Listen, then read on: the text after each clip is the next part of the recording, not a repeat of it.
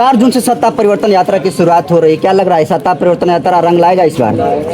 देखिए, उत्तर प्रदेश में भाई चंद्रशेखर आजाद जी के नेतृत्व में, क्योंकि 4 जून को ही नगीना से सांसद निर्वाचित हुए थे भाई चंद्रशेखर आजाद, उस दिन से ही सत्ता परिवर्तन यात्रा शुरू हो रही है और व्यवस्था परिवर्तन दिवस भी उत्तर प्रदेश में मनाया जा रहा है। और 4 जून को मैं आप सभी बहुजन मीडिया के भाइयों को कहता हूं और आमंत्रित भी करता हूं कि 4 जून को आप सब लोग बिजनौर पहुंचिए और सत्ता परिवर्तन यात्रा का हिस्सा बनिए। और उस दिन से उत्तर प्रदेश ही नहीं पूरे देश में बहुजन समाज की व्यवस्था बनाने के लिए, सत्ता बनाने के लिए उस दिन से यात्रा शुरू हो रही है। और उत्तर प्रदेश में पहले सत्ता परिवर्तन होगा, उसके बाद देश में परिवर्तन होगा। लेकिन चंद्रशेखर को धमकी मिल रही है सत्ता परिवर्तन यात्रा से पहले। अनिल मिश्रा गैंग का एक व्यक्ति है जिसका नाम गौरव व्यास है, जो उसकी पिटाई भी हुआ था, वो कह रहा है कि ये देशद्रोही काम जो चंद्रशेखर आजाद करने जा रहा है और इसकी यात्रा हम सफल नहीं होने देंगे, हमला करने का चेतावनी दिया है। अरे गहरे नत्थु खैरे ऐसे बहुत सारे कुत्ते देश में भाई चंद्रशेखर आजाद और भीम आर्मी के खिलाफ भौंक रहे हैं, तो हर किसी का जवाब देना हम लोग उचित नहीं समझते हैं, ठीक है।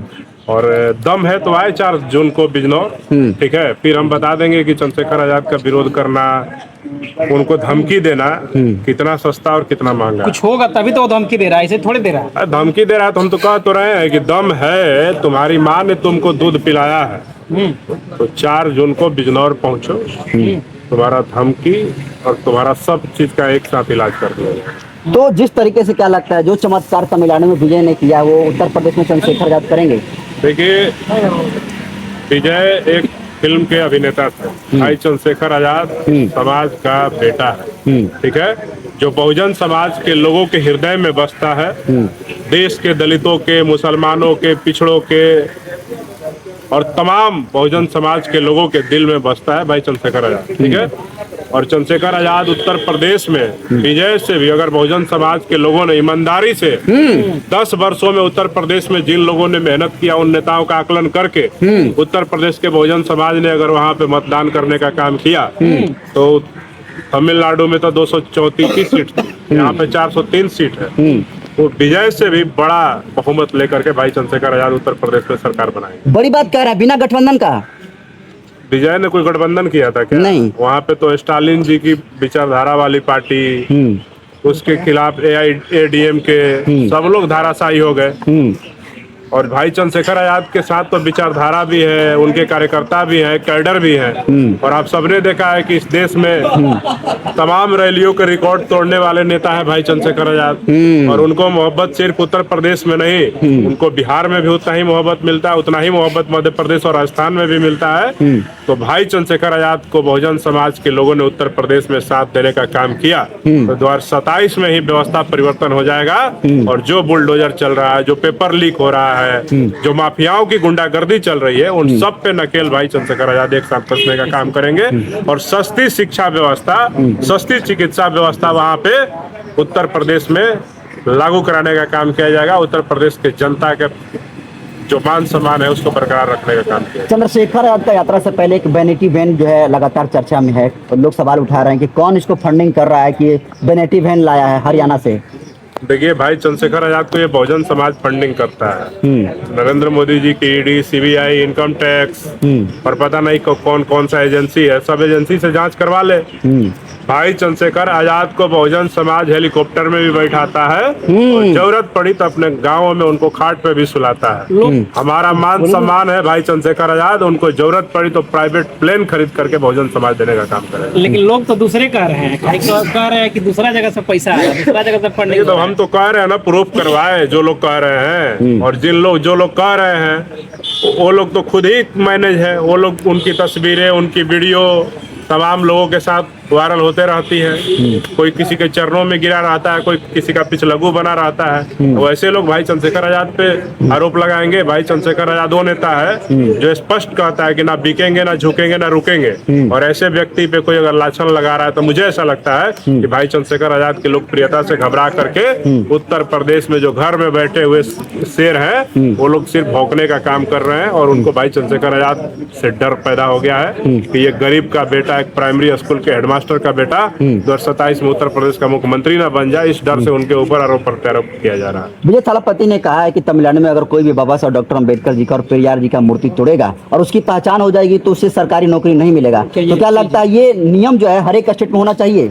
बिल्कुल होना चाहिए। भारत के संविधान को कोई जलाने का काम करेगा, खत्म करने की बात करेगा, बाबा साहब डॉक्टर अंबेडकर का अपमान करने का काम करेगा, तो बिल्कुल इस देश में हम तो कहते हैं कि नरेंद्र मोदी जी को इस पे एक कानून लाना चाहिए। किस पर? इसी पे कि बाबा साहब का जो अपमान करे, भारत के संविधान का जो अपमान करे, उसको ना सरकारी नौकरी मिले, ना सरकारी पद मिले, ना विधायक, ना सांसद, ना एक वार्ड पार्षद का भी चुनाव नहीं लड़े। आप लोग सरकार में आइएगा तो ये नियम लेकर आइएगा आपको। आजाद समाज पार्टी कांसी राम की इस देश में जिस दिन सरकार होगी, भारत के संविधान को खत्म करने की बात करना तो दूर, गलत निगाहों से जिसने भारत के संविधान को देखने का काम किया, उन सबको नेस्तनाबूद कर दिया जाएगा। 5 पांडव मिलकर लोग कह रहे हैं कि SC/ST एक्ट खत्म किया जाएगा। यादव, भुनिहार, राजपूत, पंडित, कायस्थ, क्या कहेंगे इस पे? देखिए, किसी के माई के लाल में इतना दम नहीं है ना कि SC/ST एक्ट को खत्म कर दे। ये बहुजन समाज के लोग हैं, ठीक है, और अपने हक अधिकार के लिए, अपने मान सम्मान स्वाभिमान के लिए मरना पसंद करेंगे, लेकिन झुकना पसंद नहीं करेंगे। SC/ST एक्ट खत्म कराने के लिए कोई आंडो पांडव खड़ा हो जाए, लेकिन किसी में दम नहीं है कि SC/ST एक्ट को खत्म करे। सुप्रीम कोर्ट तो प्रयास करके देख लिया, नरेंद्र मोदी जी की भाजपा की सरकार प्रयास करके देख ली, तो ऐसे अरे गहरे नथु कह जो लोग SC/ST एक्ट को खत्म करने की बात कर रहे हैं, SC/ST एक्ट की तरफ नजर उठाने वालों की आंखें निकालने का काम करेगा SC/ST समुदाय। यादव समाज के लोग कह रहे हैं कि यादव समाज भी अब हमारे साथ आ रहे हैं, क्या कहेंगे?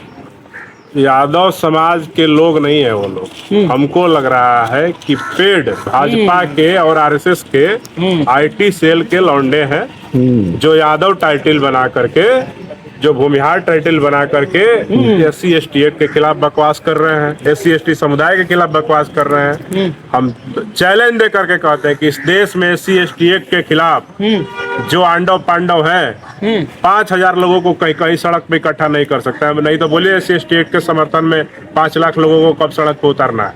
भीम आर्मी तैयार है, अगर उनके अंदर दम है तो आए, लाइन खींच करके मुकाबला कर ले SC/ST एक्ट पे। एक बात है सर कि जो यादव लोग कह रहे हैं कि हम लोग SC/ST एक्ट करेंगे, उन्हीं यादव पर जो ब्राह्मण लोग जो है वो मूत्र विसर्जन किए थे, चोटी काटे थे, तो क्या वे लोग जो है उनके साथ जा पाएंगे? देखिए, हम अपने लोगों से झगड़ा नहीं करना चाहते हैं। आप लोग बिना मतलब के मुद्दे को हवा दे रहे हैं, और हम आपको कह रहे हैं ना कि मोहन भागवत के इशारे पे RSS नागपुरिया जो कानून चल रहा है ना, उसके इशारे पे बिहार और उत्तर प्रदेश में कुछ पेड IT सेल के यादव टाइटल वाले लोग SC/ST एक्ट के खिलाफ बात कर रहे हैं। लालू यादव ने SC/ST एक्ट के खिलाफ कोई बात कही है क्या? बिल्कुल नहीं। अखिलेश यादव ने कही है क्या? बिल्कुल नहीं। ममता बनर्जी ने कही है क्या? तेजस्वी यादव ने कही है क्या?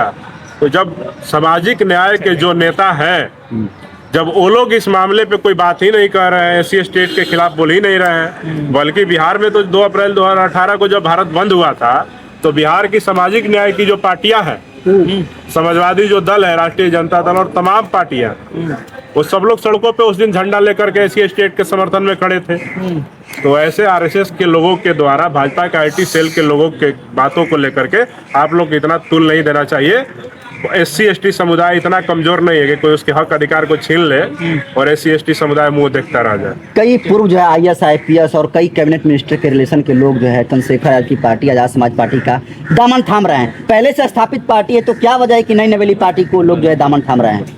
वजह यही है कि पिछले 10-11 वर्षों से बिना थके, बिना बिके, बिना रुके भाई चंद्रशेखर आजाद और भीम आर्मी और आजाद समाज पार्टी के कार्यकर्ताओं ने, पदाधिकारियों ने बहुजन समाज के मान सम्मान पे जब भी आंच आया, देश के संविधान पे जब आंच आया, आरक्षण पे जब आंच आया, तो पीठ दिखाने के बजाय सीना आगे करके सरकार और पुलिस प्रशासन से लड़ाई लड़ने का काम किया।